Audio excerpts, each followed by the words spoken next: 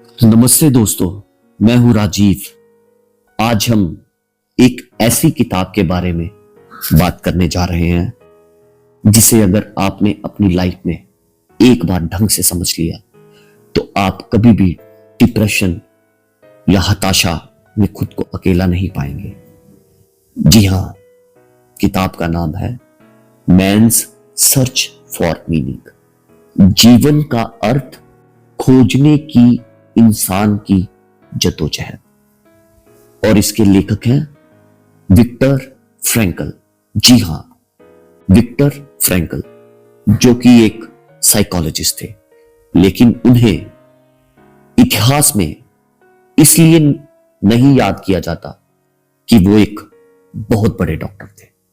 उन्हें याद किया जाता है क्योंकि उन्होंने इंसान की सबसे बड़ी त्रासदी यानी ट्रेजेडी को अपनी आंखों से देखा। जी हां, नाजीज कंसंट्रेशन कैंप्स। आज का वीडियो थोड़ा भारी हो सकता है, लेकिन यकीन मानिए, अगर आपने इसे अंत तक सुना तो आपकी लाइफ का नजरिया हमेशा के लिए बदल जाएगा। तो बात करते हैं the reality of cattle cars. कल्पना कीजिए, आप एक आम इंसान हैं, आपकी अपनी एक लाइफ है, आपका परिवार है, आपके सपने हैं, और अचानक सब कुछ छीन लिया जाता है। फ्रैंकल बताते हैं कि उन्हें और हजारों लोगों को ट्रेन के डिब्बों में ऐसे भरा गया जैसे सामान भरा जाता है। वो कैटल कार्स थी। 80-80 लोगों को एक छोटे से डिब्बे में ठूस ठूस कर भर दिया गया। ना बैठने की जगह, ना पानी, ना हवा। रास्ते में लोग दम तोड़ रहे थे। आप सोच सकते हैं, जहां इंसान को इंसान होने का हक तक नहीं था। जब वो कैंप पहुंचे तो सबसे पहली चीज जो उनसे छीनी गई वो थी उनकी पहचान। उनके नाम मिटा दिए गए और उन्हें एक नंबर दे दिया गया। जी हां, एक नंबर। अब आपका कोई भी नाम नहीं है, आप सिर्फ एक नंबर हैं, एक वस्तु यानी एक ऑब्जेक्ट, मात्र एक ऑब्जेक्ट।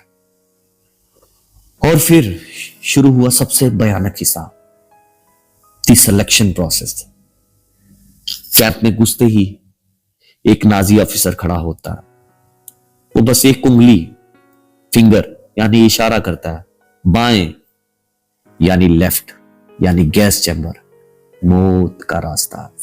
दाएं राइट यानी मजदूरी का रास्ता, जिंदा रहने की एक और कोशिश। वो एक उंगली, वो एक इशारा किसी की लाइफ और डेथ का फैसला कर रहा था। फ्रैंकल कहते हैं कि उस समय लोगों की आंखों में जो डर यानी फियर था, वो किसी शब्द में हम बयान नहीं कर सकते। लेकिन दोस्तों, इस सबके बीच फ्रैंकल ने एक ऐसी चीज नोटिस की जो मुझे आपको बतानी है। वो कहते हैं कि उस नरक में भी कुछ लोग थे जिन्होंने अपना आत्मसम्मान यानी सेल्फ रिस्पेक्ट नहीं खोया था। वो आखिरी टुकड़ा रोटी का भी किसी और को खिला देते थे। वो असल में एक जानवर की तरह सोचने लगे थे, जिनका एकमात्र लक्ष्य था सर्वाइवल। लेकिन दोस्तों, यहां फ्रैंकल ने एक बहुत ही अजीब चीज नोटिस की। उन्होंने देखा कि कुछ लोग ऐसे थे जो शरीर से बहुत कमजोर थे, लेकिन फिर भी वो दूसरों से ज्यादा जी गए। इसे वो कहते हैं इंटरनल रिचनेस, यानी आंतरिक अमीरी।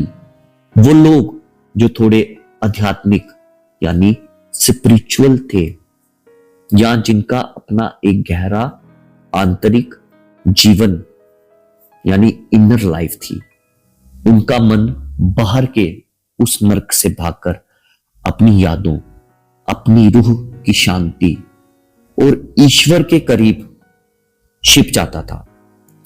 यानी अगर आपकी अंदरूनी दुनिया मजबूत है तो बाहर का कोई भी तूफान आपको पूरी तरह से तोड़ नहीं सकता। तो ये सवाल है, ये नहीं है कि दुनिया हमारे साथ क्या करती है। सवाल ये है कि हम उस परिस्थिति में खुद को कैसे देखते हैं। लेकिन फ्रैंकल ने वहां क्या देखा? लोग पागल क्यों हो रहे थे? लोग उम्मीद क्यों हार रहे थे? चलिए इसे इस किताब के अगले हिस्से में समझते हैं।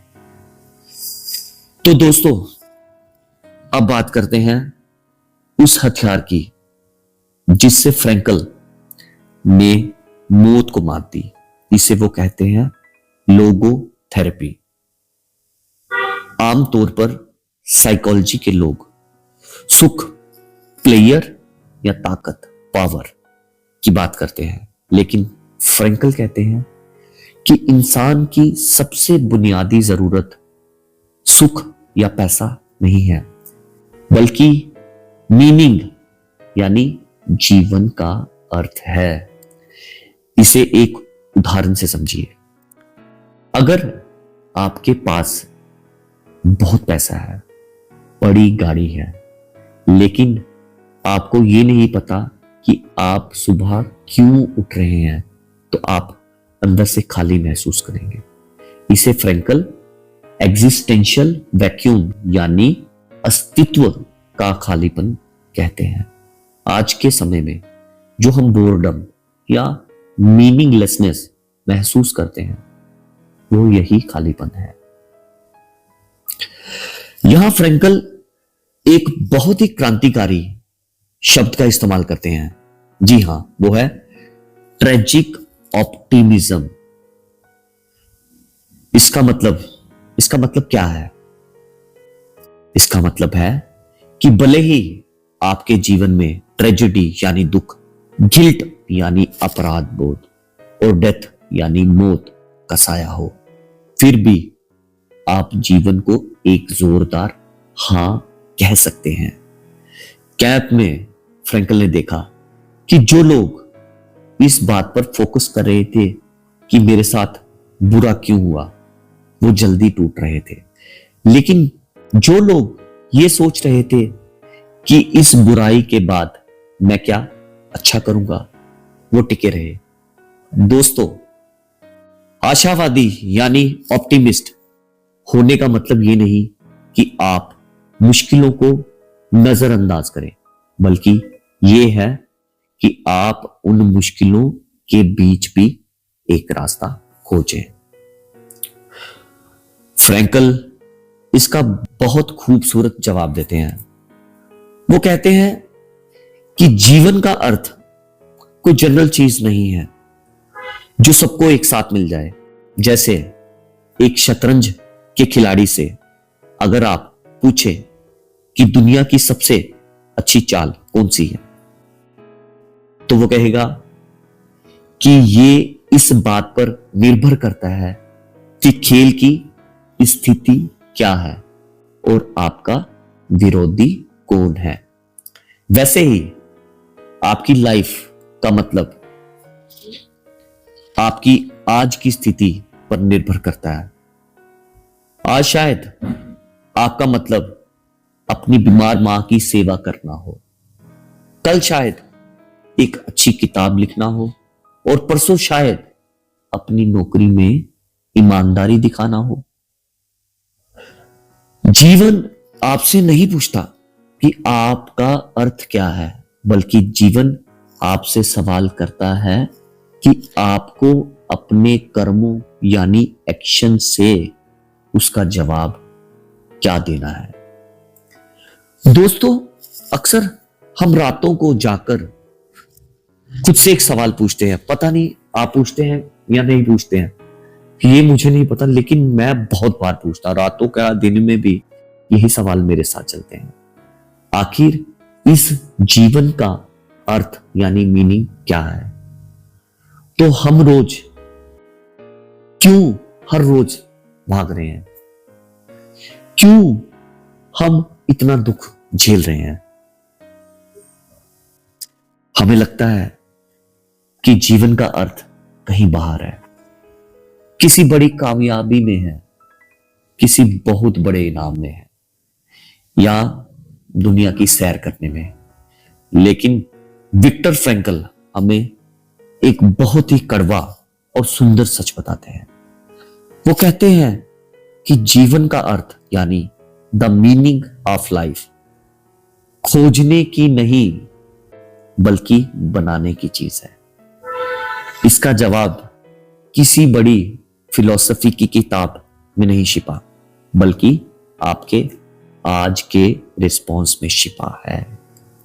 अगर आप आज किसी मुश्किल में हैं, तो उस मुश्किल को गरिमा यानी डिग्निटी के साथ सहना ही उस पल का अर्थ है।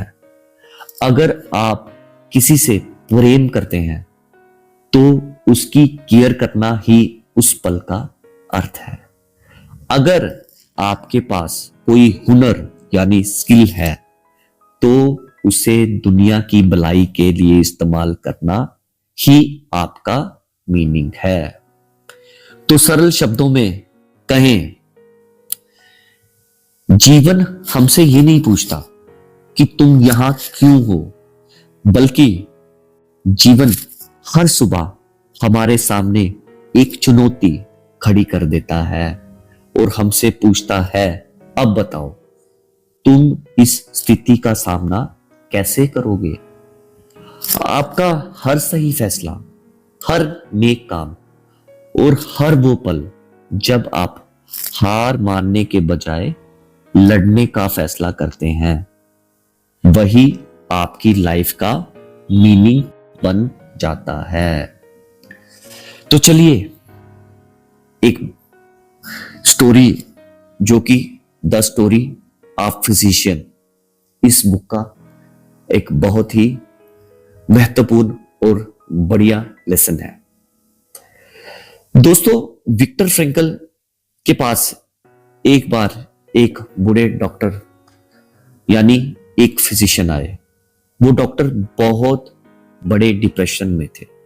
उनकी पत्नी, जिनसे वो बेइंतहा प्यार करते थे, 2 साल पहले उन्हें छोड़कर जा चुकी थी। वो डॉक्टर रोते हुए फ्रैंकल से बोले, डॉक्टर साहब, मैं इस दुख को सहन नहीं कर पा रहा हूं। मेरी लाइफ का कोई मतलब नहीं बचा। मैं अपनी पत्नी के बिना कैसे जीऊं? फ्रैंकल ने उन्हें कोई लंबी चौड़ी दवा नहीं दी, ना ही कोई बहुत बड़ा लेक्चर दिया। उन्होंने बस शांत रहकर उस डॉक्टर से एक सवाल पूछा। फ्रैंकल ने कहा, डॉक्टर साहब, जरा सोचिए, क्या होता अगर आपकी मौत आपकी पत्नी से पहले हो गई होती? वो बूढ़ा डॉक्टर थोड़ा ठिठका और बोला, ओ, ये बहुत भयानक होता। मेरी पत्नी के लिए ये बर्दाश्त करना बहुत नामुमकिन होता। वो पूरी तरह टूट जाती और तड़प तड़प के मर जाती। तब फ्रैंकल ने उनके कंधे पर हाथ रखा और बड़े प्यार से कहा, देखिए, आपकी पत्नी उस भयानक दुख से बच गई और उन्हें उस दुख से बचाने की कीमत आप चुका रहे हैं। आप आज जो तड़प रहे हैं, वो दरअसल आपकी पत्नी के लिए आपका सेक्रीफाइस है। आप जिंदा हैं ताकि उन्हें ये दुख ना सहना पड़े। दोस्तों, फ्रैंकल की ये बात सुनते ही उस डॉक्टर के आंसू थम गए। उन्हें कोई दवाई नहीं मिली थी, लेकिन उन्हें अपने दुख का एक मीनिंग मिल गया। उनका दुख अब सिर्फ दर्द नहीं था, वो अपनी पत्नी के लिए उनका प्रेम बन गया था। यही है फ्रैंकल की सबसे बड़ी सीख, यानी suffering ceases to be suffering at the moment it finds a meaning। यानी दुख तब तक ही दुख रहता है जब तक हमें उसकी वजह समझ नहीं आती। जिस पल हमें अपने दुख में कोई मतलब दिख जाता है, वो दुख एक चुनौती या बलिदान बन जाता है। फ्रेंड्स, मैं भी आज आप आपसे एक बात पूछना चाहूंगा। अगर आज आपकी लाइफ में कोई संघर्ष यानी स्ट्रगल चल रहा है, कोई ऐसा दर्द है जिसे आप चाहकर भी खत्म नहीं कर सकते, तो रुकिए, खुद से पूछिए, क्या इस दर्द के पीछे कोई बड़ा मकसद छिपा है?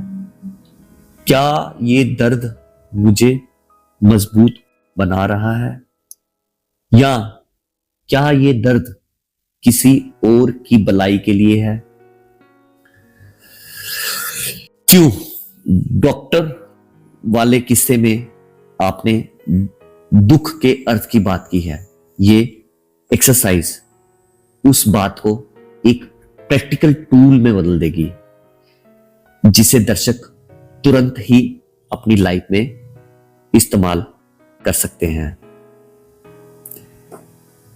जिस पल हमें अपने दुख में कोई मतलब दिख जाता है, वो दुख एक चुनौती या बलिदान बन जाता है। और इसी के साथ फ्रैंकल अपनी एक सीक्रेट तकनीक बताते हैं, जी, जिसे आप आज ही इस्तेमाल कर सकते हैं। इसे कहते हैं फ्यूचर प्रोजेक्शन। जब फ्रैंकल कैंप में बहुत ज्यादा दर्द में होते थे, तो वो कल्पना यानी इमेजिनेशन करते थे कि वो एक बहुत बड़े गर्म और रोशनी से भरे हाल में खड़े हैं और लोगों को अपना ये अनुभव सुना रहे हैं। यानी उन्होंने अपने आज के असहनीय दुख को भविष्य की एक महान सीख बना दिया था। दोस्तों, क्या आप भी अपने आज के किसी दर्द या फेलियर को ऐसे देख सकते हैं कि एक दिन आप ये कहानी मंच पर खड़े होकर किसी को सुनाएंगे और ये उसे प्रेरित करेगी? तो फ्रेंड्स, बात करते हैं संडे न्यूरोसिस और बोर्डम। दोस्तों, क्या आपके साथ कभी ऐसा हुआ है कि पूरे हफ्ते आप काम में बिजी रहते हैं, लेकिन जैसे ही संडे आता है या आप खाली बैठते हैं, तो अचानक एक अजीब सी बेचैनी यानी एंजाइटी होने लगती है, एक खालीपन महसूस होता है और आप समझ नहीं पाते कि क्या करें। विक्टर फ्रैंकल इसे संडे न्यूरोसिस कहते हैं। फ्रैंकल बताते हैं कि जब हमारे पास करने को कोई जरूरी काम नहीं होता, तो हमारे जीवन का लक्ष्य हमारी नजरों के सामने नहीं होता, तो वो अस्तित्व का खालीपन यानी एग्जिस्टेंशियल वैक्यूम बाहर निकल कर आता है। हम अक्सर उस खालीपन को भरने के लिए शराब, सोशल मीडिया, अंतहीन स्क्रॉलिंग या फालतू की गपशप का सहारा लेते हैं, ताकि हमें खुद से बात ना करनी पड़े। फ्रैंकल ने एक बहुत बड़ी बात कही थी, बोर्डम यानी बोरियत। अब आज के इंसान के लिए मौत से भी बहुत बड़ा खतरा है। जी हाँ, ये बोरियत मौत से भी बहुत बड़ा खतरा है। आज के दौर में हमारे पास हर सुख सुविधा है, लेकिन फिर भी हम बोर हैं। क्यों? क्योंकि हमारे पास कोई ऐसा वाय नहीं है जो हमें बिस्तर से उछलने पर मजबूर कर दे।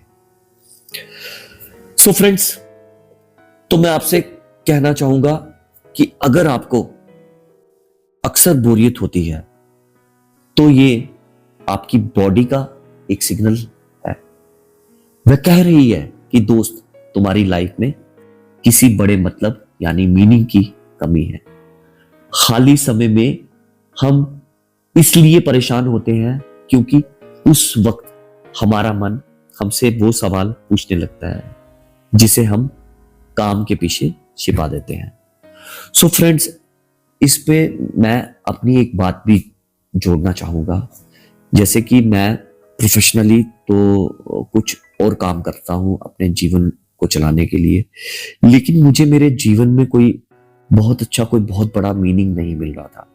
तो मैं काफी कई सालों से बेचैन था, कई सालों से परेशान था कि मैं क्या करूं, क्या करूं, क्या अपनी लाइफ को मीनिंग दूं, क्योंकि ये जो मैं काम कर रहा था इससे मुझे संतुष्टि नहीं थी। तो मैं सर्च करता गया। फाइनली अब मेरे जीवन में मुझे एक मकसद मिल गया है कि मुझे जीवन में सिर्फ अपने ये बुक्स को पढ़ना है, पढ़ते जाना है और अपना एक ऐसा वो बना देना है जहां पे मैं अपने चैनल के माध्यम से अपने दोस्तों से जुड़ पाऊं और in the form of book summaries मैं आप अपने दोस्तों को बना बना के भेजता रहूं, तो और वो दोस्त मेरी उन बुक समरीज को।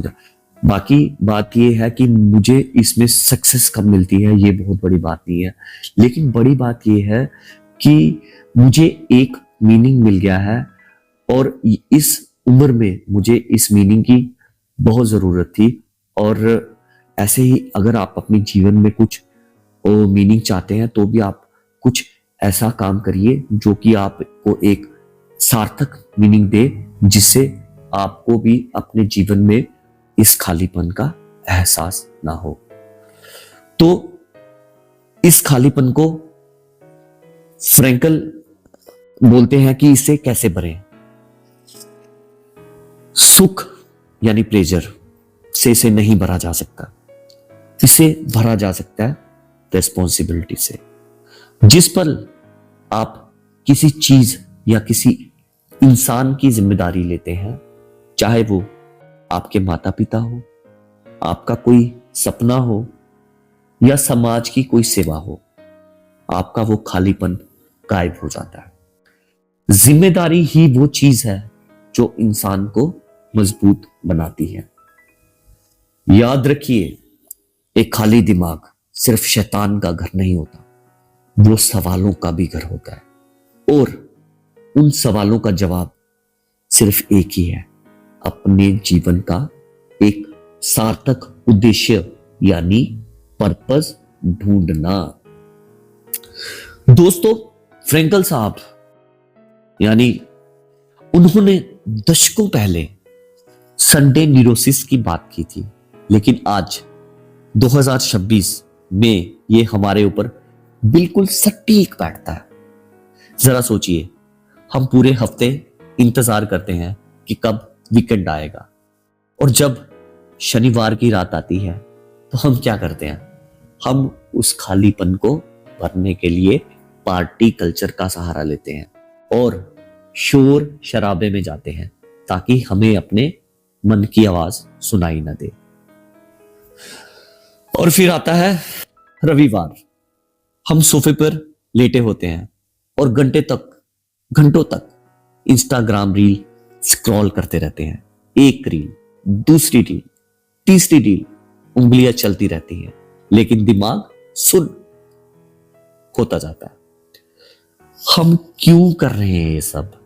क्योंकि जैसे ही हम फोन नीचे रखते हैं, वो खालीपन यानी वैक्यूम हमें डराने लगता है। हम डर जाते हैं खुद से ये पूछने में कि क्या मेरी लाइफ बस यही है? मंडे से फ्राइडे काम और सैटरडे संडे उसे भूलने की कोशिश। फ्रैंकल कहते हैं कि ये जो बोरियत यानी बोरडम है, ये दरअसल एक पुकार है। आपका मन आपसे कह रहा है कि दोस्त, तू सिर्फ बिल भरने के लिए और रील देखने के लिए पैदा नहीं हुआ है। तेरी लाइफ का कोई बड़ा मतलब यानी मीनिंग है जिसे तू ढूंढ नहीं पा रहा है। हम अपनी आजादी का इस्तेमाल रील स्क्रॉल करने में कर रहे हैं, जबकि हमें उसका इस्तेमाल कुछ क्रिएट करने या किसी की हेल्प करने में करना चाहिए था। So finally the grand conclusion, इस किताब का अंत। दोस्तों, आज हमने विक्टर फ्रैंकल के साथ उन अंधेरी कोठरियों का सफर किया, यहां उम्मीद का नामो निशान नहीं था। हमने सीखा कि दुख यानी सफरिंग को टाला नहीं जा सकता, लेकिन उसे सहने का तरीका चुना जा सकता है।